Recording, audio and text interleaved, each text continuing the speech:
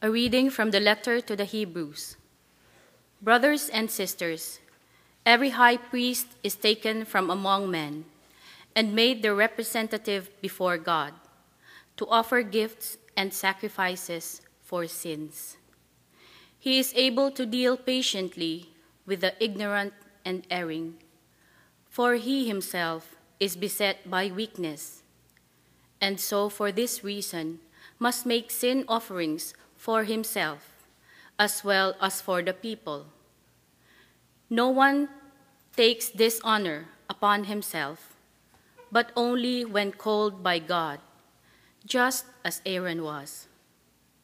In the same way, it was not Christ who glorified himself in becoming high priest, but rather the one who said to him, "You are my son, this day I have begotten you."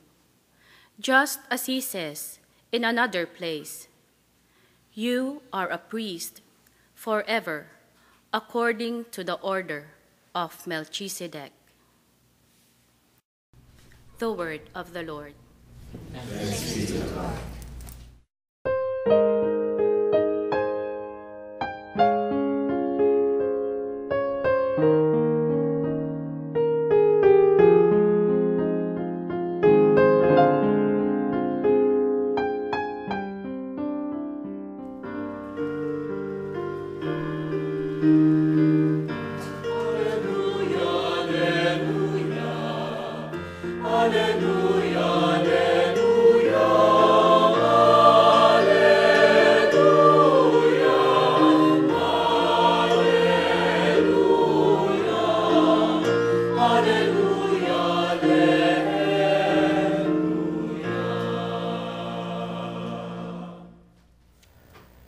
The Lord be with you.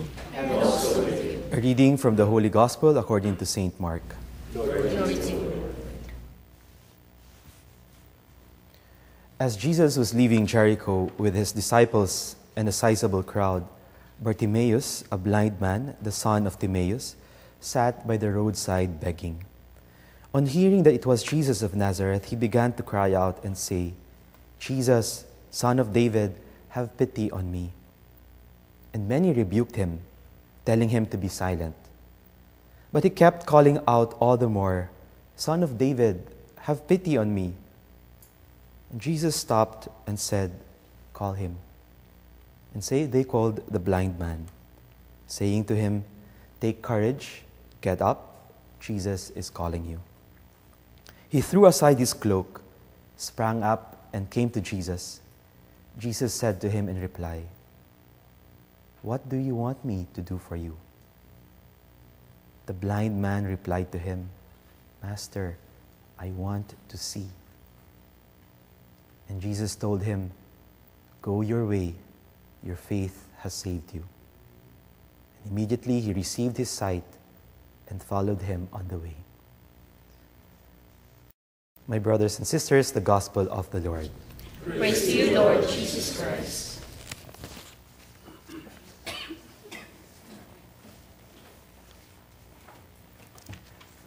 Magtatatlong taon na noong yumao ang aking ama. He passed away of complications of diabetes.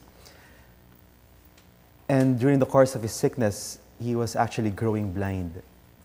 And so I have a first-hand experience of what it means to go blind. When my father was gradually losing his sight, he went through a gradual phase of depression.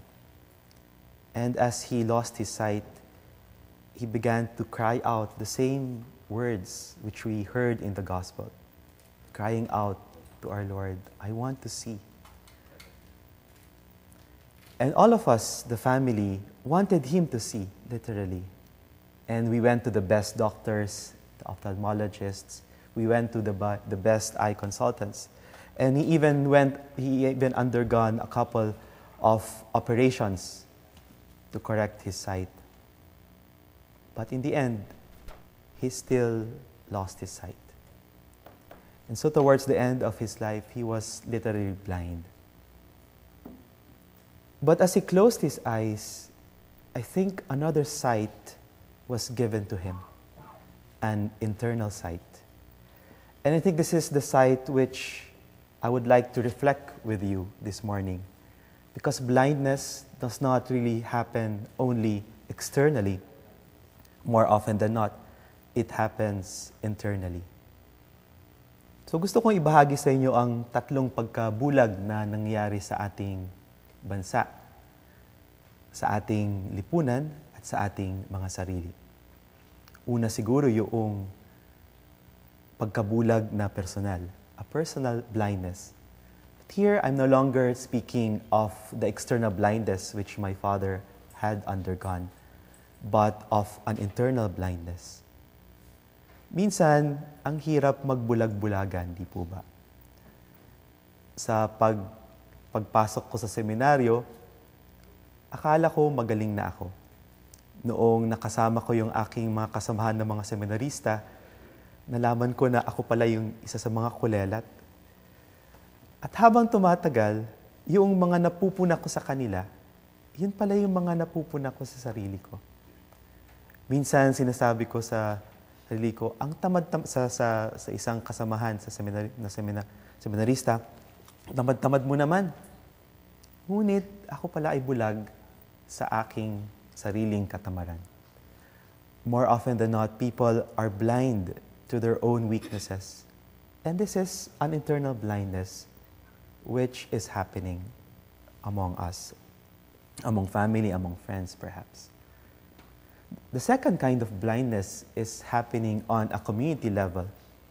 For the past couple of months now, I have been conducting research in different communities where housing and security of tenure have been issues.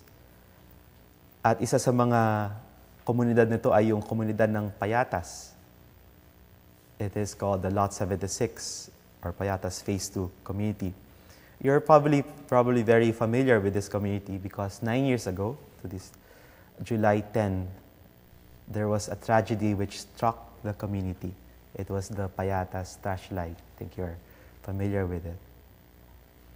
Nung gumuho yung basura sa mga tambakan at iba-ibang mga pamilya yung nabagsakan. Isang trahedya dahil hanggang ngayon marami pa ring mga hindi na nahanap na mga bangkay.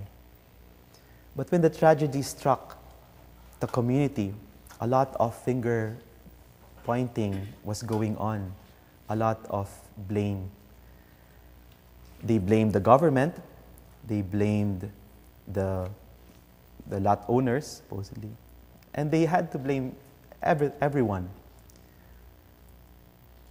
But gradually, when I was interviewing many members of the community, they realized that in the end, they also are part of the blame. Noong namulat sila sa ganitong pagkabulag nila na hindi lang pala ang nagkulang ay yung gobyerno, hindi lang pala ang nagkulang ay yung may-ari ng lupa. Nagkulang din pala sila. There was a gradual seeing, a gradual opening to sight which occurred with them. I relate this story because I think this is also what has been happening now for the past several weeks with the terrible storms which have wreaked havoc on our country, especially here in Manila. We have a tendency to blame. We blame government, we blame everyone, we blame those who were not able to rescue us. We blame, again, we try to blame, except blaming ourselves. And in the end, as we gradually realize this, we have been blind actually to what has been happening around the environment. Blind that the little actions we do